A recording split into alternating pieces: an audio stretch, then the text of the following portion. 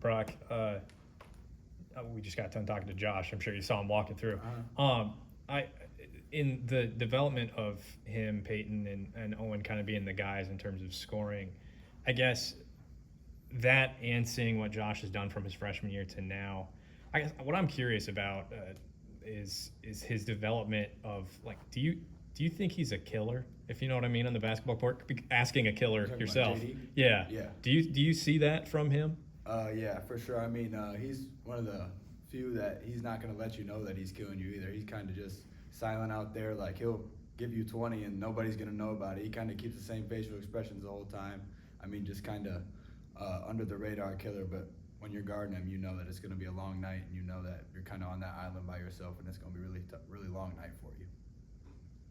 Brock, Frank called your work ethic unparalleled, and just kind of just Josh said you've been that way since day one. We've talked to you a little bit about it, but when did you kind of develop that sort of mentality and discipline? Because sometimes it takes guys a few years to get it, but it just seems like you've really been attacking it from the get-go. Yeah, for sure. I mean, I come from a really hard-working family. My brother played Division I baseball, so obviously we kind of know what work is in our family. But I'd say ever since kind of COVID hit, my dad kind of sat me and my brother down and said, hey, like, this is a time where a lot of people are going to get a lot better at things, and people are going to get worse at things. And that's kind of when it all really started for me. I kind of found my love for Kobe Bryant's work ethic at that point, and then ever since then it's just kind of been full go. Like, I ended up quitting baseball in 8th grade, and my parents told me if I was going to quit baseball that everything had to go into basketball, and I just kind of took that and ran with it, tried to be the hardest working person whenever I'm in the gym, just so when I go out there every night, I'm confident in the work that I put in and everything that I've done, and everybody knows that that's just kind of who I am and what I do. You fell in love with Kobe Bryant's kind of work ethic and everything. Is there one or two Kobe Bryant stories that maybe, I don't want to say flip the switch in you, but just kind of made you open your eyes to the bigger picture of things? I just kind of say, everything. My mom will see something from him, she'll send it to me. Everything that he was about, everything that he kind of preached is just something I kind of fell in love with. I mean, there's stories of he would tell guys, hey, we're working out at 6 a.m., and then he'd get there at 4:30 and be in a complete sweat before the other guys even got to the gym. And that's just kind of something that I kind of found a joy for myself. Like, I kind of want to know that I'm working harder than you, and I want you to know that I am working harder than you. No matter what you do, I'm willing to put in that extra work and kind of be on a different level in that aspect. Were you always a Kobe fan? Yeah. Always growing up, I mean, just watching him fell in love with the game watching Kobe. You've obviously been doing something right leading up to the season to get that starting spot. Just what's this kind of lead up to the season been like for you, and what do you feel like is going well? We've had a lot of battles since day one. A lot of the guys have been going at it. We got a lot of guys that can play a lot of minutes this year. I think that's what makes the team special.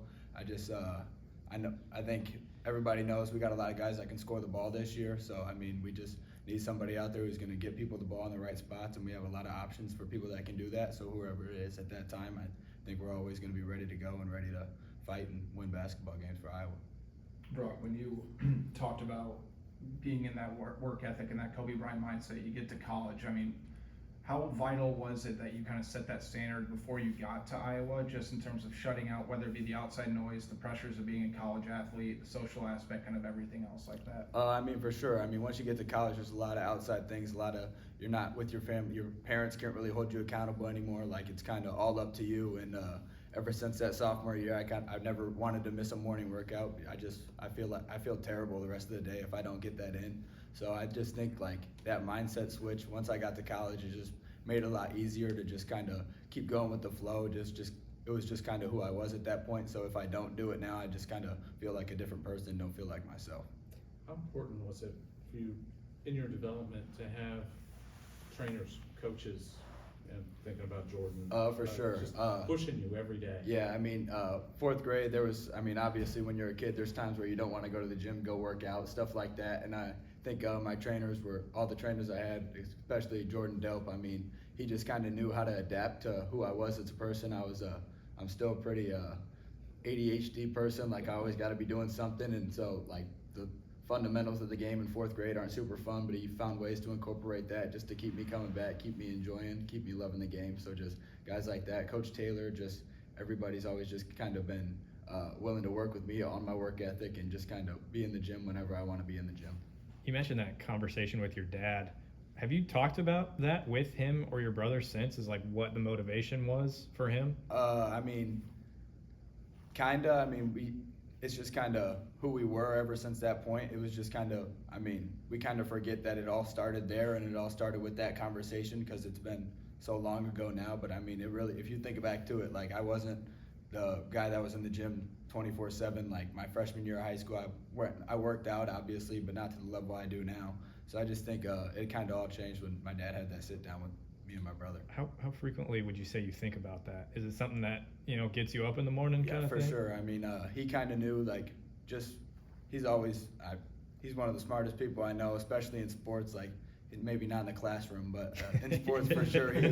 He's always been the guy that we can look up to, talk to, no matter what sport it is, no matter what it's about. And I mean, just ever since that point, it worked out for me pretty well, and just kind of has always molded me into what I am now. How proud would you say your dad was, or what would he kind of just, him now, fast forward now, what would he kind of say about it? How much pride do you think he feels in that? He helped kind of give you that extra little push. The problem is he probably wouldn't tell me. I mean, he would probably tell me I'm not working out hard enough or something like that. So, I mean, maybe he would tell you guys differently, but to me, it's just nothing's finished. There's more work to be done, more stuff to do, so.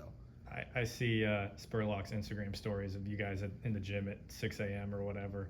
Do you think that work ethic has kind of rubbed off on the team that you have? Or do you feel like it was already there? Like For sure, yeah. I mean, guys obviously work out. Guys, I mean, we're Power 5 basketball players. Like, guys work out for sure. But I think I know me personally, if I see that somebody's in the gym and I'm not, like, that kind of gets, all right, like, we got to figure some things out. We got to go get to the gym as soon as we can. So I bet there's guys that just, okay, Brock's working out, I got to go work out. Josh is working out, I got to go work out. Just kind of things like that. Just keeping everybody accountable, keeping everybody in the gym.